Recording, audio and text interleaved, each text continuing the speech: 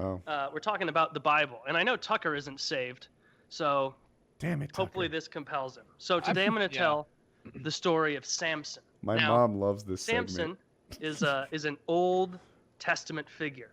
And most people think, I know Samson, can't cut your hair, gets with Delilah. Nay. They don't know the whole story of Samson. And strong man. It's longer, but there aren't necessarily more lessons. You got to look for them. So it begins in the prequel stage of Samson, going to his parents. So as with many things for the Jews, they did something that pissed God off, and God said, fuck you, you're going out of my presence again, go be slaves to some other people. And so they're some time into that, all the Israelites and Jews are really upset and just waiting for that next judge or prophet to come down and pull them out of this muck. And so one day, this guy named, the fuck was his name? Manoah. We're going to call him Mano from now on for short. Mano and his wife were just a random poor couple. A couple of Jews, very poor Israelites, and one day an angel came down in angel form to Manoah's wife and said, hey, you're about to give birth to someone who's going to totally change the direction of this tribe. And she's like, oh, that's awesome. And he says, yeah, it is. Now, all you got to do is make sure you don't smoke, don't drink, don't eat any grapes, nothing fermented, no mixed fabrics. You're a Jew, you know the rules. She goes, yeah, I know. I got it all planned out. Just don't do any of that, and then you'll have a son. He's going to do some fantastic things. Angel poofs away. She goes back to her husband, Mano, and is like, you will not believe what happened. And I'm going to read in the NIV Bible, the New International Version. This is exactly what she says, and I'm going to say it in Trump's voice because it makes sense. A man of God came to me. He looked like an angel of God. Very awesome. That's what she said in the Bible. She goes up, says it was very awesome, and the husband goes, oh my God, so all you got to do is not drink or smoke or anything, and then this kid's going to come out good? She goes, yeah. He goes, all right, well, what do we do afterward? When the kid's here, how do we raise him then? She goes, oh, I didn't ask him that. Shit. Should we call him back? It's like an angel. You can't call him back. And so he goes to the temple, prays, and goes, please send someone else here and tell us how to raise the kid. We get it. Don't make a little fetal alcohol syndrome baby. But after he's born, how do we make sure he becomes a good dude and does all the things you want? And so a few days later, a man, regular old looking man, really an angel, comes down the road, talks to Mano, goes, hey, the Lord pushed me to come to you and tell you that all you have to do for your child is make sure that a razor never touches his head or any part of his body. A razor is in shaving, removing hair. And also make sure that your wife abides by all those rules I said before. And he was like, okay, yeah, it's not that helpful, but you are just a guy. You're not an angel, so I guess this is how God wants me to figure it out. Okay, whatever. He doesn't know this guy's an angel. He goes, well, at the very least, let me be hospitable. Stay with me for dinner. And the angel, who's not letting on, goes, no, I don't want to stay for dinner. He goes, I insist. You must stay for dinner. And the angel goes, if you're going to, or I have a goat. We'll kill the goat and we'll eat it together. He goes, I'm not going to stay for dinner, but if I do stay, as you're asking me, take that goat and sacrifice it to the Lord. And Mano is like, oh yeah, like this goat, my only goat. You want me to burn my own? Do you look around? We don't have a lot of goats. We've got one goat. This is our food for the next month. Can't be fiddle fucking our goats to death. Yeah, no, we have one goat. I was planning on eating this for a while, but yeah, I guess I'll just burn it. I'll just burn it for God because you're telling me to. Have you looked around my house? Have you looked around my one-bedroom, dirt floor, thatched roof house? Do you smell salmon in here? We don't have any fish. That's my wife's Bronze Age pussy you're smelling. It's horrible in here. We have nothing to eat, and you're asking me to sacrifice this goat and burn it to you. And so he goes, he burns the goat begrudgingly. And he also burns some grain with it because the Lord is notorious for needing a side. And, after all that is burned, the guy just leaves. They're hungry. And 9 months later, out pops happy Samson, ready to take on the world. And as with most Bible stories, it doesn't talk about the childhood. It goes straight to the adulthood of the character. So now we're early 20s, pussy slaying Samson. He's got long hair like a rock star. And so he's Fabio. He's perfect. He's Fabio. Picture him like that, a little more matted and nasty, and a beard because you can't shave anywhere. And so he is. It's no manscaping. Yeah. And so he is. Oh God.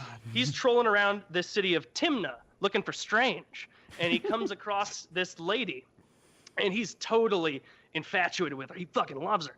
And so he goes back, but she's a Philistine. That's the problem. She's not Jewish. She's a Philistine. And they are very much in competition with each other right now, these two tribes. And the Philistines are much stronger and larger. And so it's not something you want to tango with. And so he goes back to his family and he goes, hey, I found this woman. I want her as my wife. So I need you to go there and get her for me. Because that was back when women were treated appropriately as property instead of like having to pretend to care about what they say. And so now they go, the dad goes, oy vey, son, you're going to go and find someone who's not Jewish? My goodness. No, there's plenty of good women right around here. Look at Rachel. And he goes, Rachel, she looks like a fucking sundial with that schnoz. No, I'm not going for Rachel. I'm going for that Philistine woman, that sexy bitch right over there. And so the dad goes, okay, yeah, I'll back that. He goes back to the family on the way. Goes back to the woman's family he's interested in order to relay to her that, all right, wedding's on. And on the way, he's by himself. A lion leaps out of the brush, comes to attack him. The Lord imbues him with, that strength that he has from his hair, and he tears the lion apart.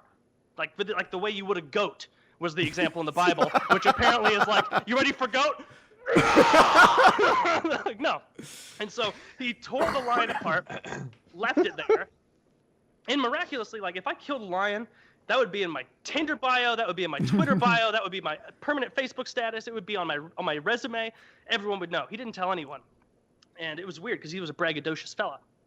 And he continues on, tells his woman, hey, wedding's on. I got to go back to my people, grab my posse, my friend's family, and then we'll meet you back here, have the whole shindig. So he heads back, grabs his family, and as they're moving back towards the wedding party, which is they're going to the woman's place in the Philistinian territory. I don't know what it would be called. And on the way back, they see that same lion carcass.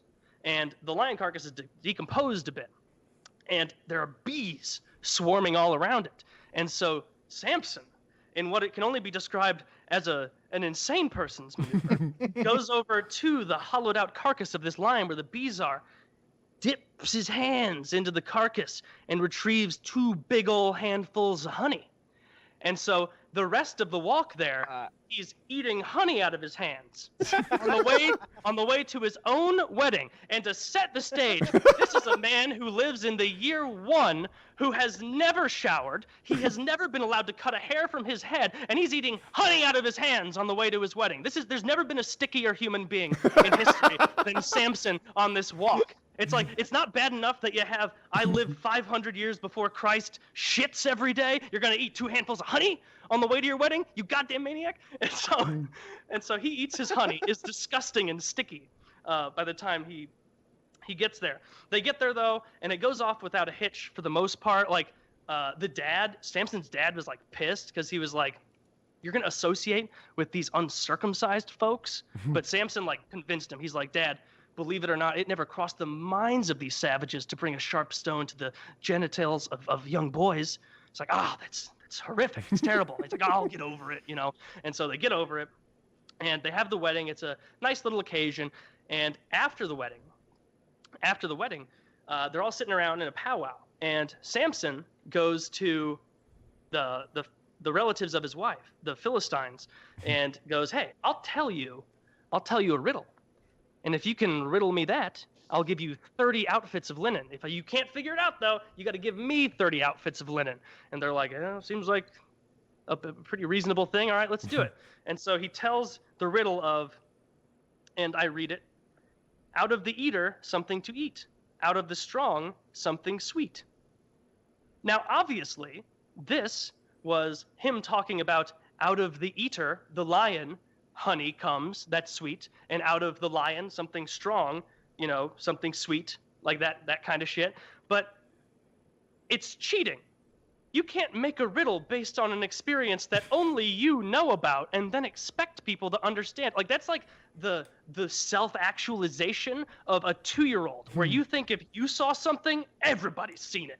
And everybody will get it. Like, that's retardation. So my contention is that he was cheating. Okay. He was cheating from the start, is my contention. Samson was. He was giving a riddle in bad faith. It's like playing peekaboo and covering your own eyes. Yeah, it's like, hey, Woody, I've got an interesting riddle about my 7th grade birthday party. Now, no one needed the details or the tendrils going out that'll give you hints. Like, it's not fair. And so he gives this riddle, and nobody can figure it out because they weren't there. And so, like, 2 days later, the family of the woman go, hey, you got to get this fucking riddle because I don't know if you've looked around, but we're not exactly running a fucking courtyard Marriott. We don't have linen to hand out.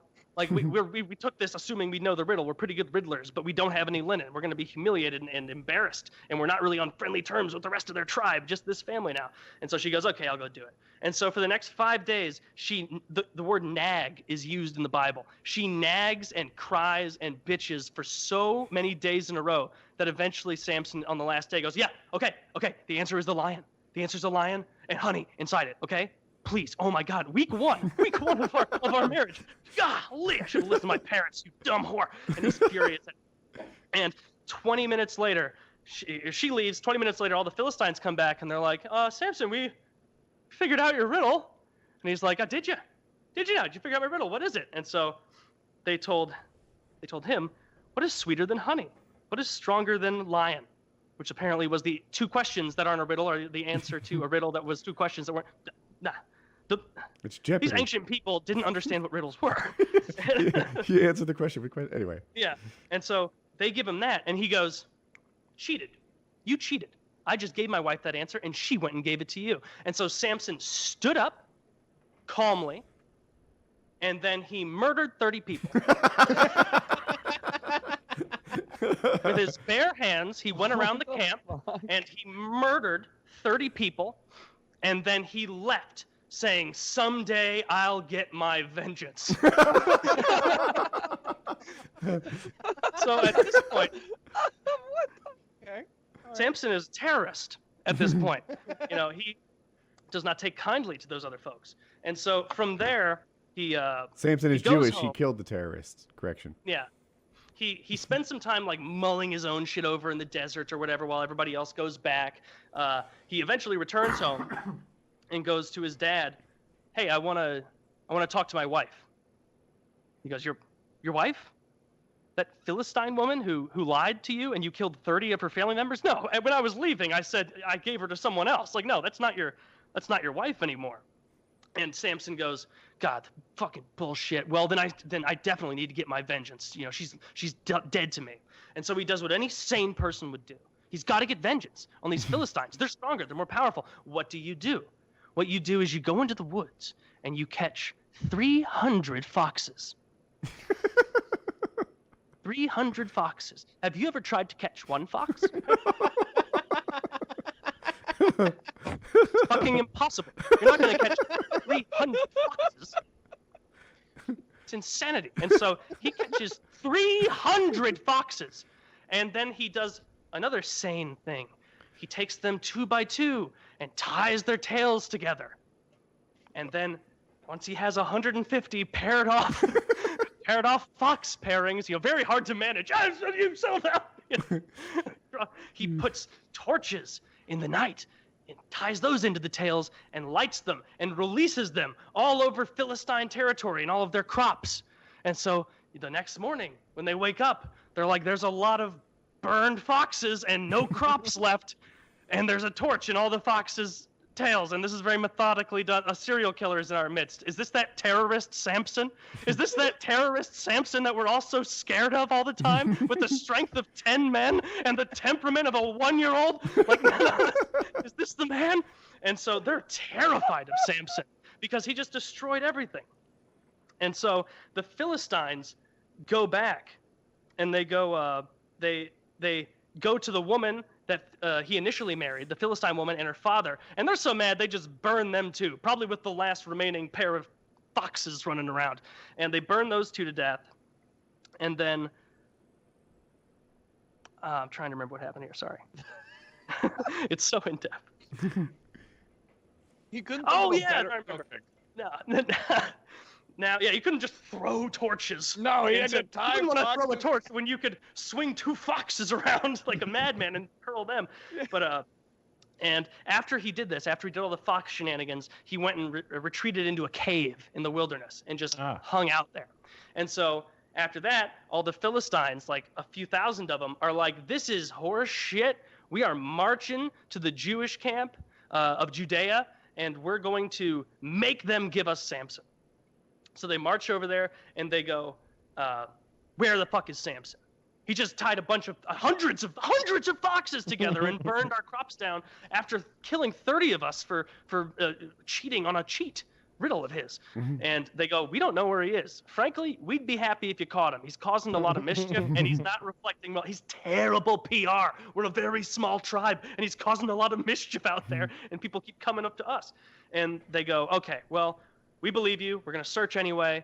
They search. They go, all right, we totally believe you, but we're way stronger than you. So while we're here, we're just going to conquer you. And they're like, fuck, we should have seen that coming.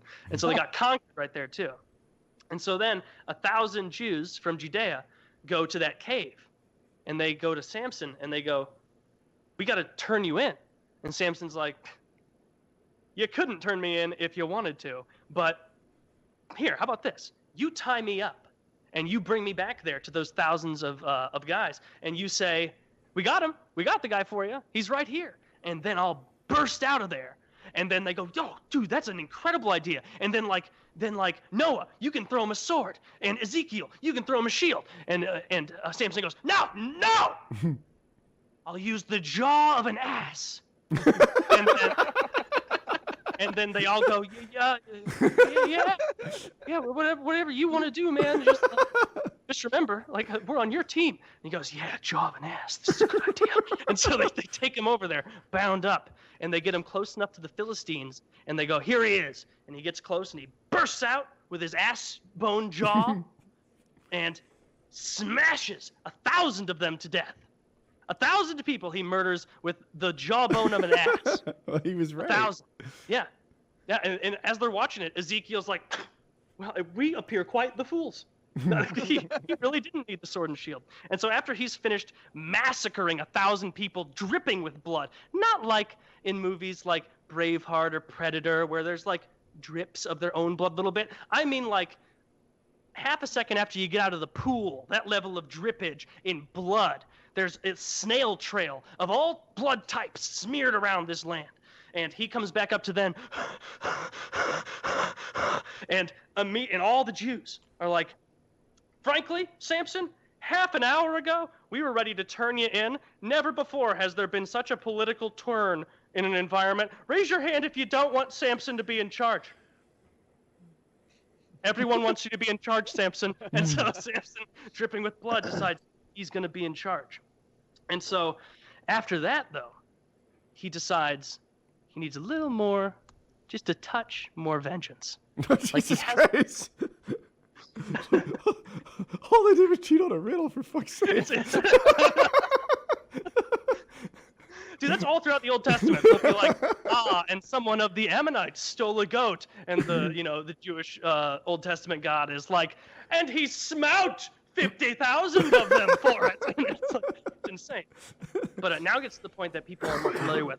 Samson and Delilah. So a little more time passes, and he falls head over heels for this lady Delilah, and she's a fox. Like they were like back in the day, they were the Brangelina of the day, and so it wasn't like a relationship. Everybody fucking knew Samson was plugging Delilah, and so the Philistines go to Delilah and are like, "Hey, you got to give us info on how he gets his strength, because we got to get rid of this. We're rightly looking for vengeance here. We've lost thousands of people to this madman. Look at that. We don't know where he is. We're whispering right now. He's terrifying." And so they basically convince her to be on like a little secret agent. And so she goes to him one night after they bang, and she goes, "Samson, what gives you all your strength?"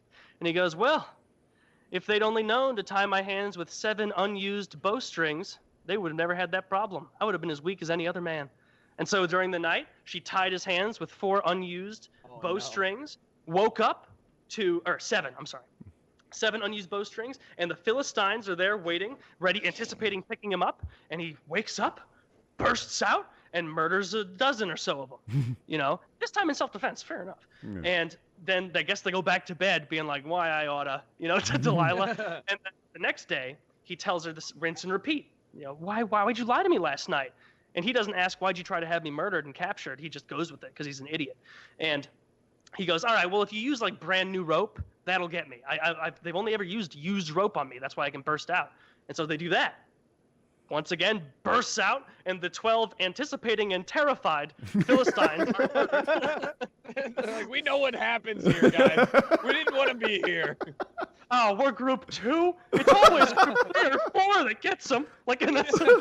We saw what you did just now. I don't. Oh. The bodies are still here. Samson, I told you to move them. And so he murders all of them. Then I guess Delilah once again gets off scot-free. The next day he tells her, if you braid my hair in this way, I'll be helpless. So she does that. The third group of a dozen or so Philistines stand up. He's like, I'm not even tied up this time. Wah, wah, wah, wah, wah. And it beats the shit out of him, kills him. And then finally she badgers him enough that he goes, my hair is the source of my strength. If you cut it off, I got nothing. Jesus Christ, will you shut the fuck up? Like, Samson has terrible choice in women, but it's good to see some things never change. So the next day he's sleeping, or next evening he's sleeping. She snips his hair off. Then the Philistines come in, and he stands up to fight him, and he's just a normal dude now. He doesn't have his superpowers. God said, I'm only interested in lustrous locks. You know, that's all I'm in for. And so they come in, they pin him down, they immediately gouge his eyes out and blind him. And so he can't be a threat anymore. And then they drag him off and they give Delilah all sorts of sweets and spoils. And so then they take him blind and beaten and a regular man, and they put him on a grain mill where you're just like what they would use donkeys for. Like you're just pushing this thing around and around and around. And he does that for months. And I guess everybody forgot. Let's give this guy regular haircuts. Because a couple months later, there's a big Philistine celebration, much similar to when we caught Bin Laden. like everybody's like, yeah, we got him, yeah. Like they're all in this big, beautiful building. All the Philistines. There's 3,000 people on the roof, and all the elites underneath. And they say, bring out Samson, bring him out, bring out this murderer. And they're jeering at him because everyone there has someone they know who's been murdered by this animal. And they put him up there, they throw stuff at him, and they go, get out of here. And he collapses. You know, his hair's gotten a little longer, though. And he stands up, still blind, and he goes, please let me lean up against a pillar. And so they put him up against a pillar to lean there. And he summons God and says, God, with my last act, please let me bring this down upon the Philistines. And so he puts one hand on one pillar, one hand on the other, and he uses his last bit of strength and collapses it and murders another 5,000 Philistines with his final breath. Well, And this is the story that I use to guide my entire life. In the words of Kyle. Yeah. Seems just. yeah. That's it. Tucker wasn't a believer before that story, No, but now the first 5 minutes of that story, I was like, I'm bored. And then Samson, he really just kept going, huh? I Neither had wonder. been able to set up. I wonder if after about 7,000 murders, if he felt like he had gotten revenge for them No. cheating on the riddle yet. I can't believe somebody would cheat on this riddle. Yeah, if there was ever a time to think, man, the Bible is what a wonderful story that could be animated and made into. It's Yeah. now. I want to see an that animated was Bible series. That and Job. I'm pretty sure it was. Oh, was it? It was a Oh, I'm movie, sure. a live action movie. I saw it. I don't want a live I action. don't remember movie. quite like that. I want Well, Old sorry that one Testament took so long, animations. but I wanted No, it to was start from the great. birth.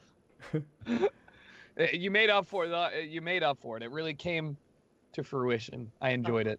Thank you. And I hope you learned something.